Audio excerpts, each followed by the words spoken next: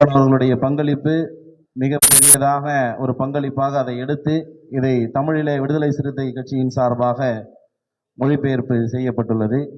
அவர்களுக்கு இந்த நேரத்திலே நாம் நன்றியை தெரிவித்துக் கொண்டு, விடுதலை சிறுத்தை கட்சியினுடைய தொகுதி பொறுப்பாளர் என்னுடைய பாசத்திற்குரிய தோழர் குப்பன் அவர்களை சிறிது நேரம் உரையாற்ற அன்புடன் அழைக்கிறேன்.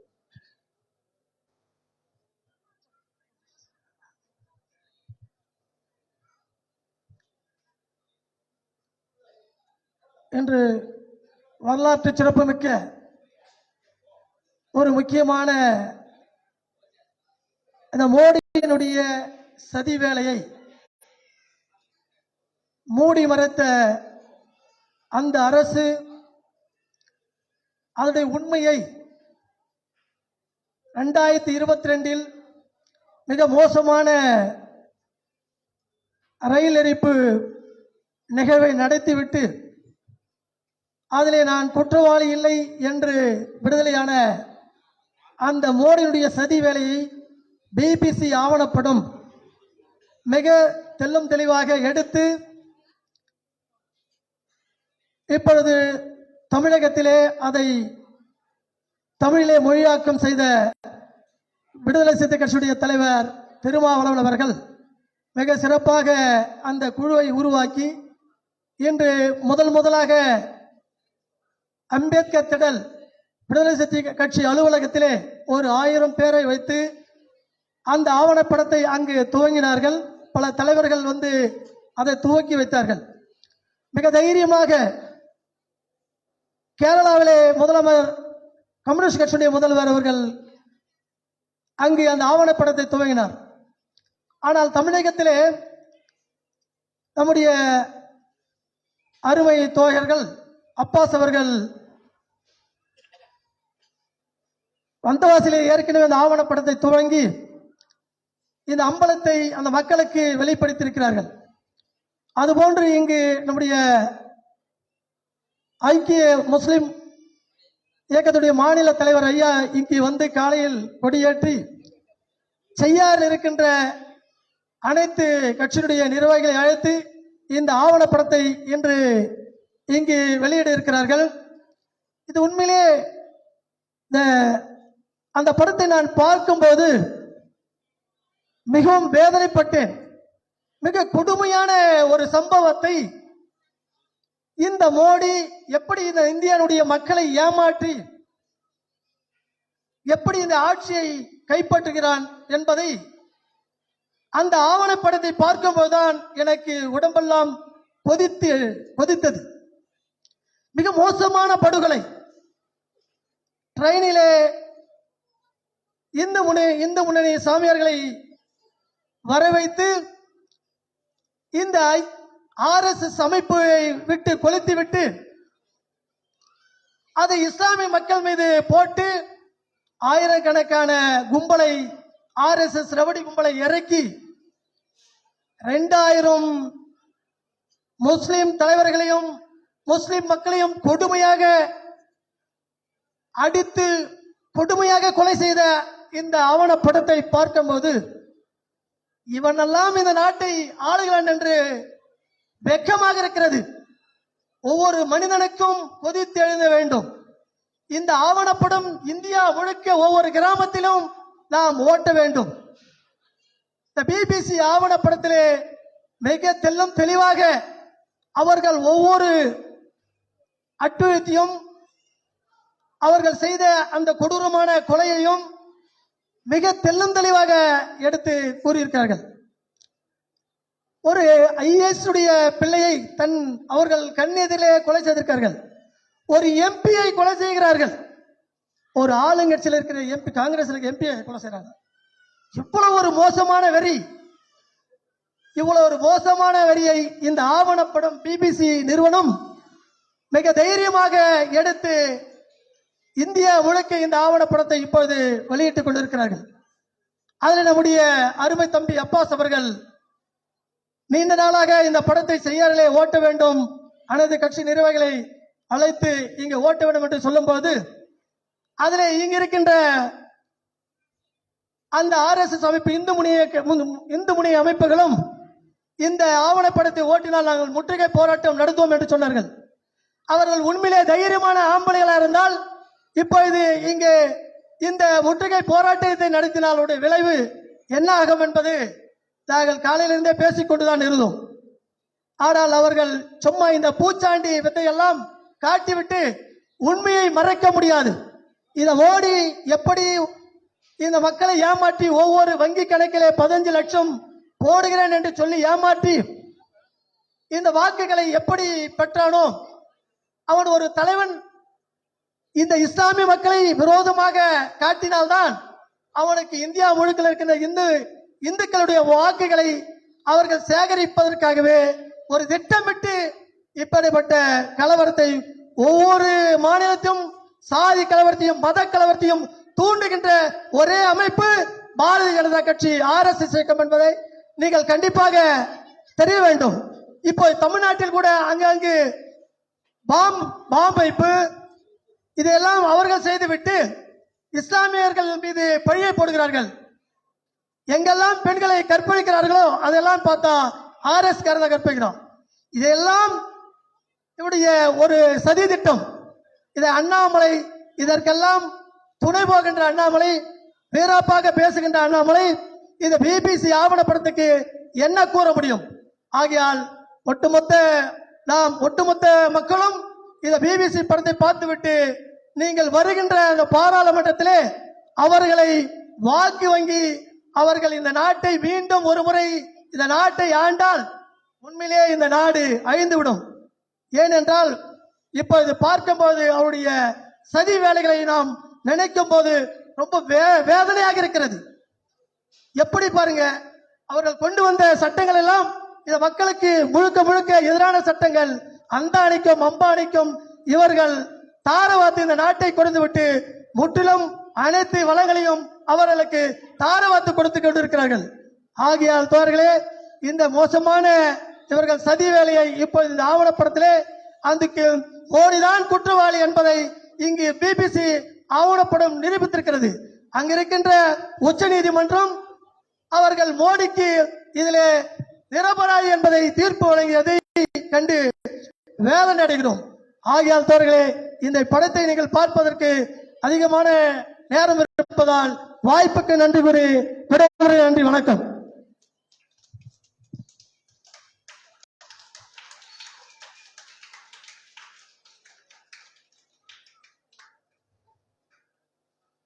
நன்றி சகோதரர் அவர்களே. அடுத்தபடியாக எங்கெல்லாம் இந்த நலிந்த சமூகங்கள் பிரச்சனையிலே ஆழ்பட்டிருக்கிறதோ அங்கெல்லாம் தொடர்ந்து நாங்கள் இருக்கிறோம் என்று குரல் கொடுத்து கொண்டிருக்கக்கூடிய CPIM-இனுடைய சகோதரர் தாமோதரன் அவர்கள்.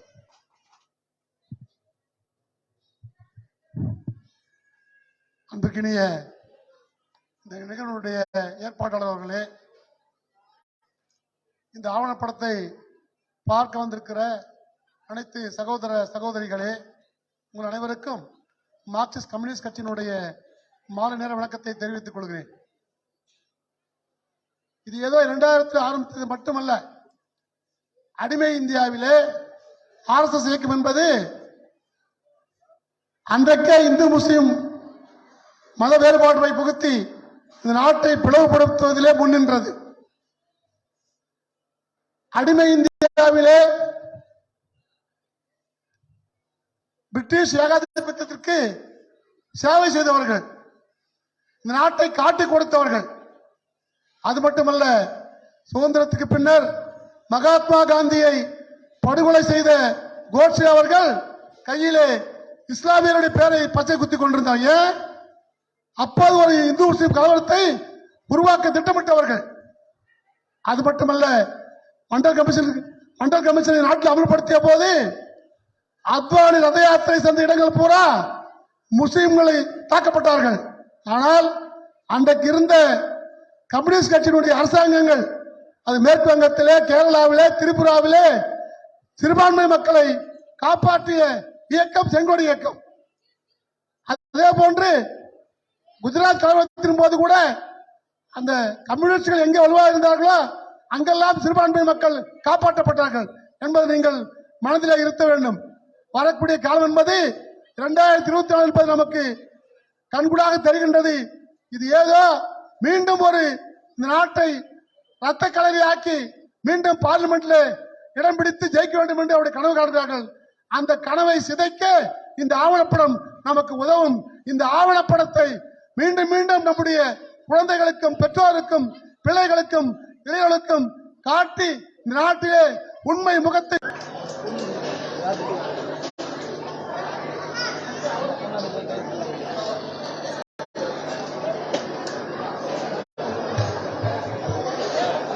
நன்றி தோழர் அவர்களே.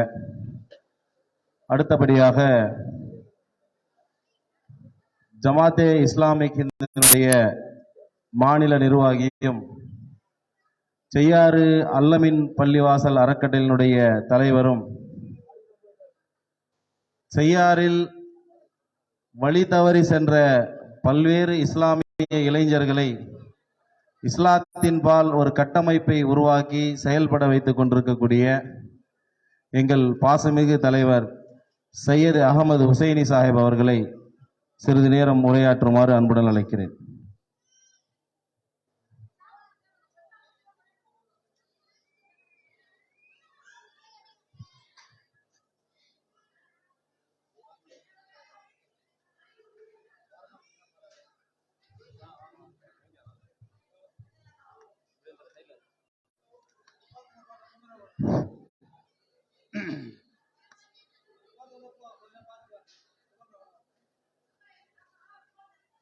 கண்ணியத்திற்குரிய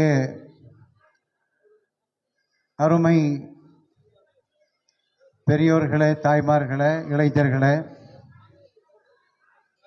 உங்கள் அனைவர் மீதும் இறைவனின் சாந்தியும் சமாதானமும் என்றென்றும் நிலவட்டுமாக. ஸலாமு அலைக்கும் வரஹ்மத்துல்லாஹி வபரகாத்துஹு. பாருக்குள்ளே நல்ல நாடு நம் பாரத திருநாடு.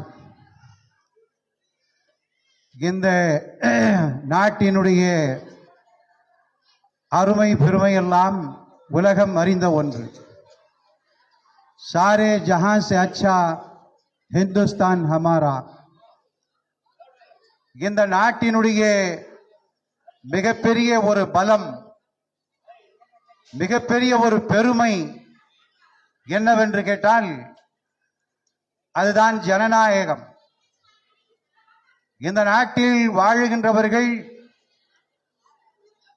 உலகத்திலே எங்கும் இல்லாத அளவிற்கு பல்வேறு மதங்களை பின்பற்றக்கூடியவர்கள், பல்வேறு மொழிகளை பேசக்கூடியவர்கள் இங்கே ஒன்றாக கலந்து வாழக்கூடிய அந்த அற்புதமான ஒற்றுமைதான் வேற்றுமையில் ஒற்றுமை என்கின்ற அந்த அற்புதமான ஒரு கூட்டமைப்பிற்கு சிறந்த உதாரணமாக இந்த நாடு விளங்கிக் கொண்டிருப்பதை உலகம் வியந்து பார்த்து கொண்டிருக்கிறது. இந்த நாடு விடுதலை பெற்ற பிறகு ஆங்கிலேயர்களிடமிருந்து இந்த நாட்டை விடுதலை பெற்று தருவதற்காக இங்கே இருந்த முஸ்லிம்கள், இந்துக்கள், சீக்கியர்கள் என்று எல்லோரும் தோளோடு தோள் கொடுத்து ஒன்றாக இணைந்து போராடி இந்த நாட்டிற்கு சுதந்திரத்தை வாங்கி கொடுத்தார்கள். இந்த நாடு சுதந்திரம் அடைவதற்காக பல்வேறு தியாகங்களை, பொருளாதார ரீதியாக உதவிகளை, உயிர் தியாகங்களையும் செய்தவர்கள் இந்த நாட்டிலே வாழுகின்ற முஸ்லிம்கள் தன்னுடைய விகிதாச்சாரத்தை விட அதிகமான அளவிற்கு உயிர் தியாகம் செய்து இந்த நாடு விடுதலை பெறுவதற்காக பாடுபட்டிருக்கிறார்கள்.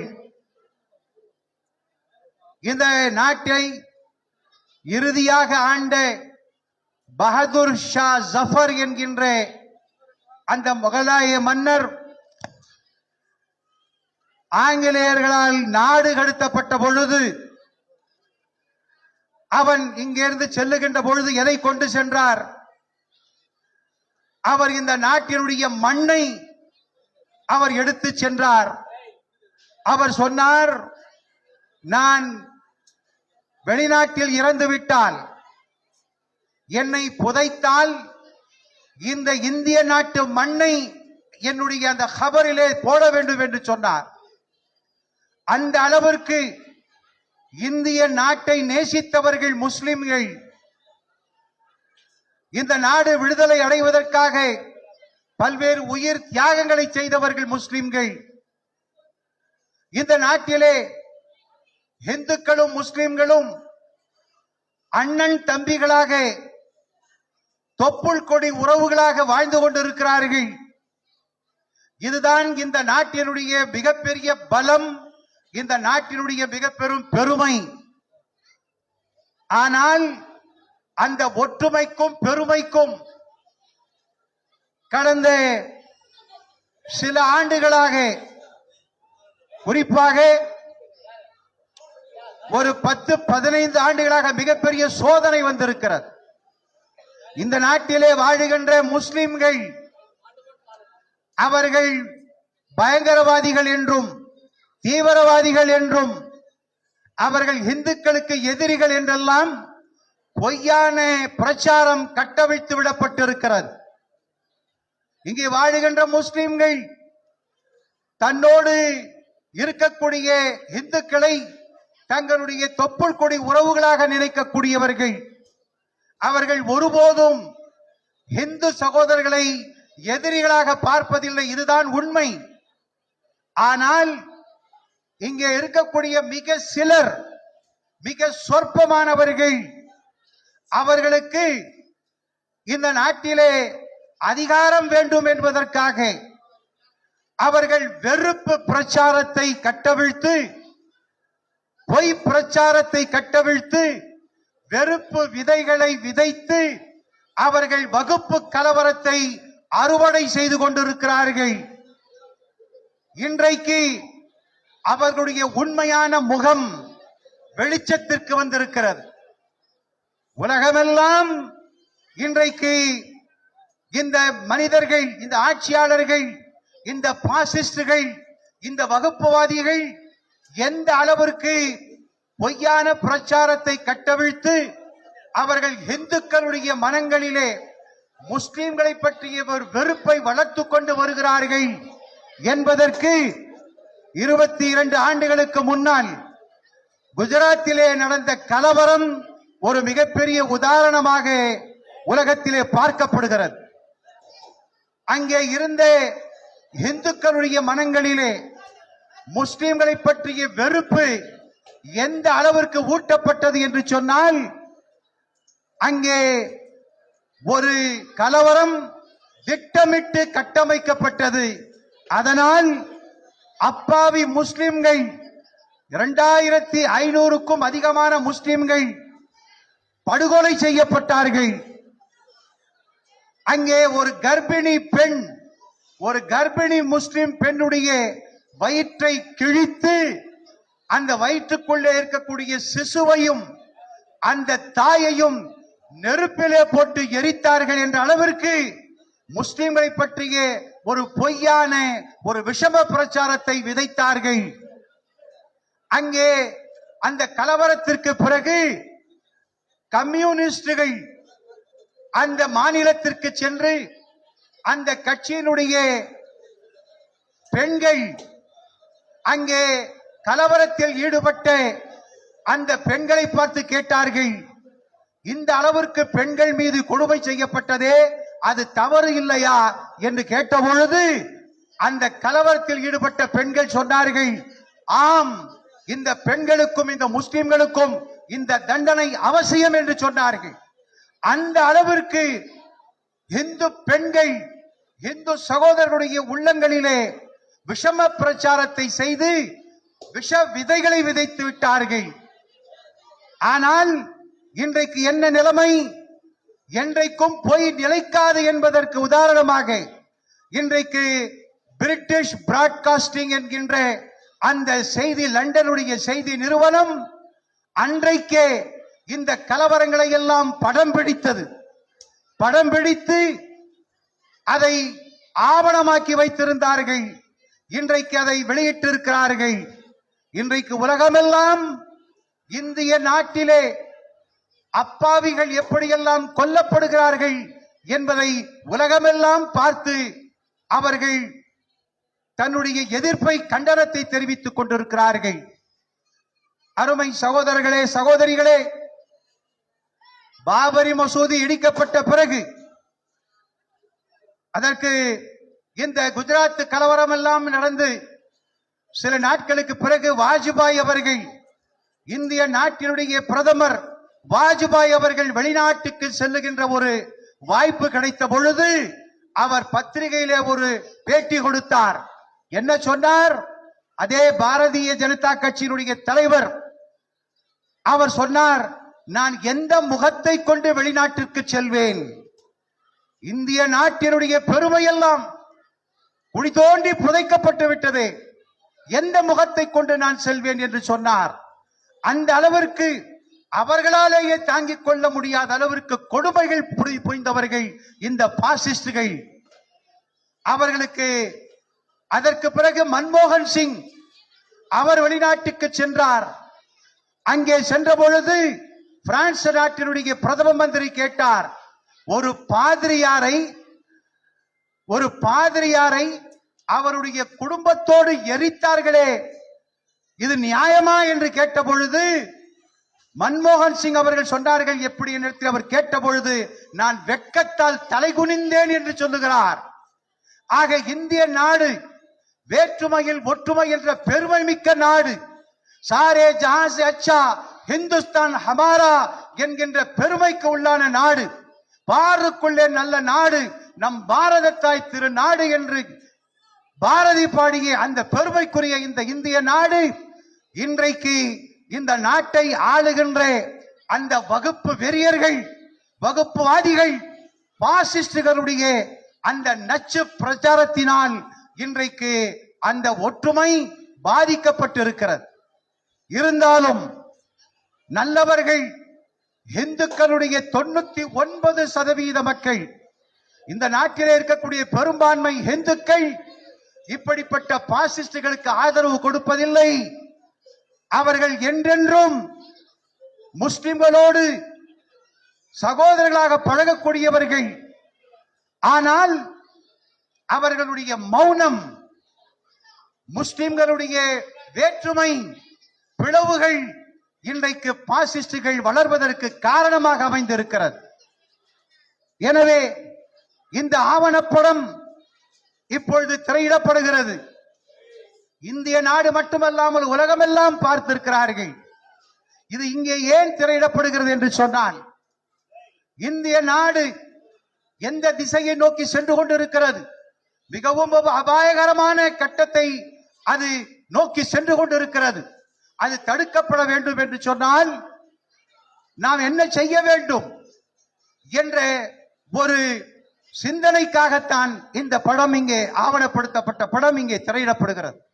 நாம் என்ன செய்ய வேண்டும் என்று சொன்னால், பெரும்பான்மை இந்து மக்களுடைய உள்ளங்களை கவர வேண்டும், அவருடைய இதயங்களை வெல்ல வேண்டும்.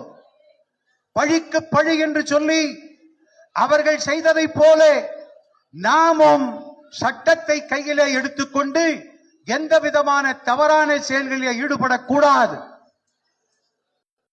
இங்கே பெரும்பான்மை மக்கள் நீதிக்காக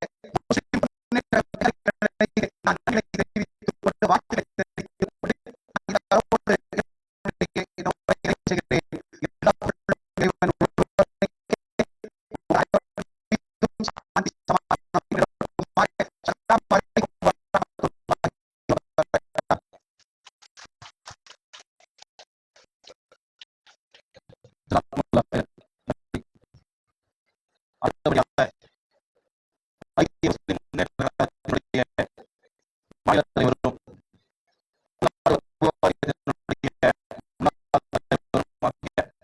எங்கள் பாசத்திற்குரிய மாநில தலைவர் இப்பொழுது நிறைவுரையாடுவார்கள். அதன் பிறகு இந்த ஆவணப்படம் வைக்கப்படும்.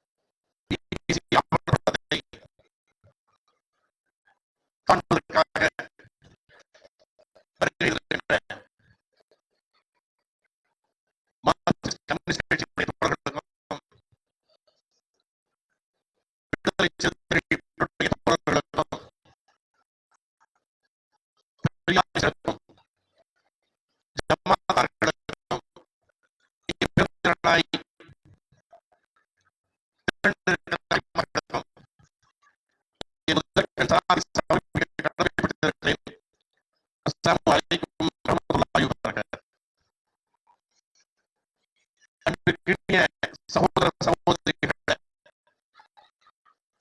2002 நடந்த கலவரத்தை ஆவணப்படுத்தி 2022 BBC இந்த படத்தை வெளியிட்டார்.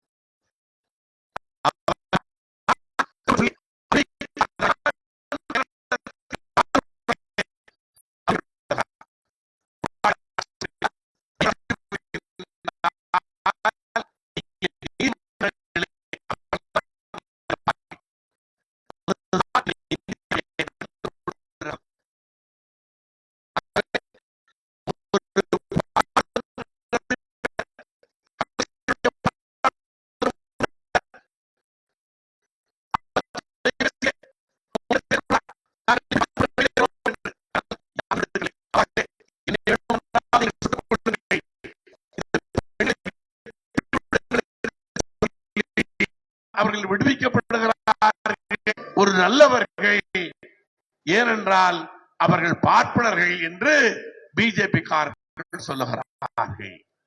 அப்படி என்றால் ஏனைய சமூகத்துக்காரர்கள் பார்ப்பனர்கள் அல்லாதவர்கள் ஐயோ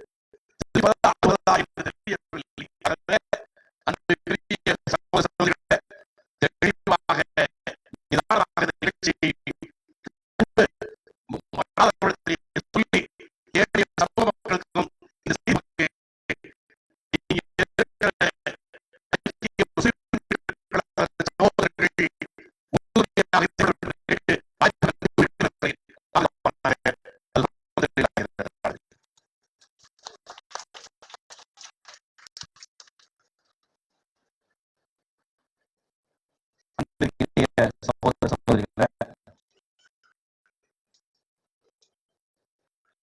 வரக்கூடிய இந்த ரமலான் மாதத்திலே நம்முடைய அமல்களை நாம் சரியான முறையிலே கையாள வேண்டும் என்பதற்காக ஐக்கிய முஸ்லிம் முன்னேற்றக் கழகத்தின் சார்பில் சத்திய பாதை என்கிற ஒரு யூடியூப் சேனலை தொடங்கியிருக்கிறோம்.